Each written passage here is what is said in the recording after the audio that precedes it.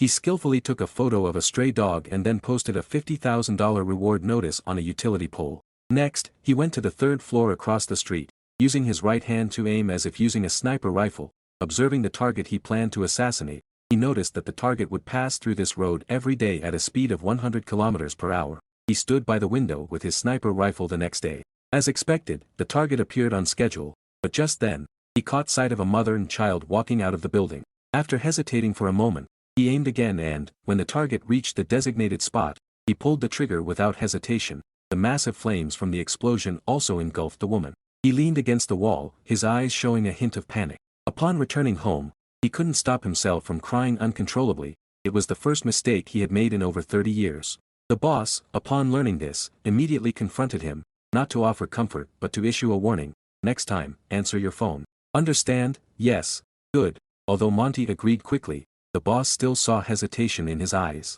The next day, he gave him a new assignment. This time, there was no photo or intel on the target, just that they would appear at Rossi Cafe at 5 p.m., along with the words, "White Box." He tossed the note into the fire, left a bag of dog food for the stray dog, and then departed. Soon, he arrived at the cafe. He skillfully tucked his gun into his waist, took pictures of each car's license plate, and cautiously entered the cafe, observing every customer. The lonely man returned to the window, keeping his line of sight steady, his shoulder holster indicating his presence. A group of people gathered. The man sat down, and he continued watching from the window. He sat up front, appearing tense, possibly with a gun behind his back. Upon seeing the waiter come out, Monty's expression changed for a moment, as he recognized him from when he stopped for gas earlier. Shaking off his doubts, he positioned himself to observe the two men and started investigating their identities based on the license plates. The waiter brought over the coffee, and Monty casually asked about White Box. The waiter admitted he hadn't heard of it. Monty wasn't surprised. It seemed clear that White Box referred to a person, while he was still figuring out who the target might be. A police captain suddenly entered the cafe, disrupting his plan and forcing him to stay put. At 5 p.m., a woman at the entrance abruptly stood up and walked towards him. Monty reached for his gun discreetly, but she merely walked past to use the restroom. After another 15 minutes passed, he decided to change his approach and left the cafe, returning to his car to wait. Shortly after, the police captain exited first, followed by the couple, and finally the lone man with a gun, who seemed most like White Box. Monty quietly followed him to a motel and rented a room next door. Taking advantage of the man's absence, he snuck into the room and put nitroglycerin and Viagra into his drink. The combination of the two would cause a drop in blood pressure and could even lead to suffocation. The man soon returned to the room, completely unaware of Monty hiding in the corner until he turned on the TV, illuminating the room. Seeing the man take a big gulp of alcohol, Monty finally spoke his intentions. "I don't know what you're asking about." The man gasped for air as he pleaded with Monty to call for help, insisting that he knew nothing about White Box. "White Box, please." The man suddenly stiffened and collapsed on the ground. Monty checked his pulse, only to find that the man had stopped breathing. He then found heart medication in the man's bag. It turned out the man had a heart condition, which is why he didn't last the 5 minutes Monty had calculated. Left with no other choice, Monty searched the man's car for clues but found nothing related to White Box. It was clear that this man wasn't the target, so he placed the body on the bed, staging it as a heart attack. After completing this task, he decided to investigate the couple next. He armed himself and drove back to the cafe, hoping to get some information from Lucy. She seemed delighted to see him and offered to treat him to dinner. At that moment, a police car arrived outside. Monty quickly hid in the kitchen, grabbing a knife, ready to take a hostage if necessary. Luckily, the police didn't enter, so he quietly put the knife down and started asking Lucy about the town. She, however, seemed to have fallen for Monty, continually hinting at spending the night together. Unable to bear her enthusiasm, Monty stood up to leave but decided to give his address to gain more information. As expected, Lucy soon showed up at his place. She immediately embraced him, but Monty grabbed her hair and stopped her, beginning a thorough search of her belongings. After confirming she had no weapons, he checked her bag but found nothing suspicious. He stared into Lucy's eyes and once again asked about White Box. Monty's intensity seemed to wear her down. After repeatedly saying she knew nothing about White Box, she opened the door to leave, only to be greeted by a heavy snowfall. She had no choice but to stay until the snow stopped.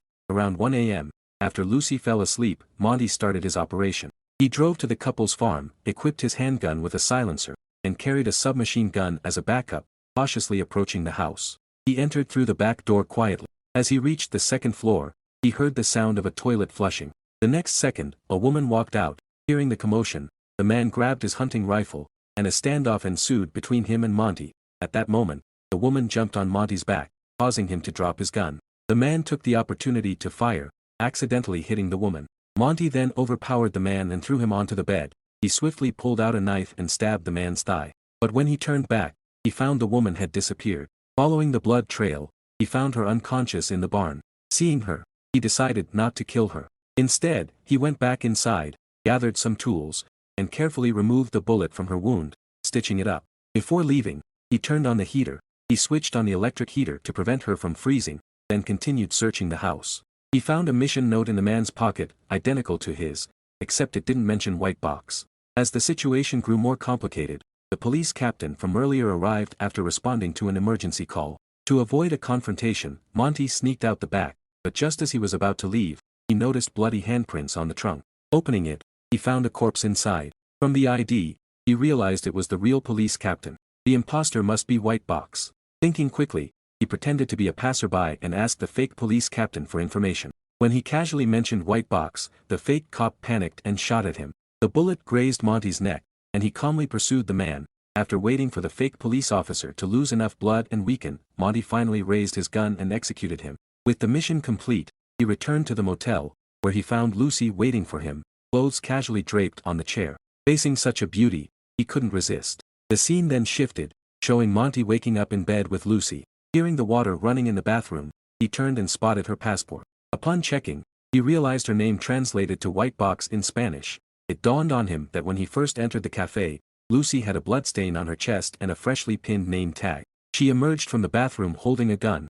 She then revealed the truth. She had been the first to arrive at the cafe and had killed the real owner and waiter, whose bodies were still in the basement. She had been posing as the waiter, watching everyone. Monty's initial guess had been correct. All the individuals were assassins, and their only mission was to kill Monty. To distract them, she had lured the others to the cafe with false leads. The man at the back, I suspect he has a gun. He's been asking about White Box. I've never seen him around here before. You're too old for this kind of work. Finish your coffee and leave this to me. After explaining everything, she raised her gun. Monty calmly replied, check the seat of my car. In the next moment, he revealed a bullet. He had prepared in advance and removed the first bullet from her gun. He then left the final choice to Lucy, either kill him and become the next top assassin or retire and live an ordinary life with him. I understand. As the gunshot echoed, Monty smiled, seemingly having anticipated the outcome. Lucy then opened the trunk as instructed and found a Christmas present he had prepared for her. Meanwhile, the boss received the news with mixed emotions. He had noticed Monty's desire to retire, but as the top assassin of the company, Monty knew too many secrets. Only the dead can keep secrets, so he had no choice but to issue the order. At the same time, Lucy took over Monty's cabin and the stray dog. She raised her gun, contemplating ending its life, but her hands trembled. In the end, she chose to spare it, preserving her humanity.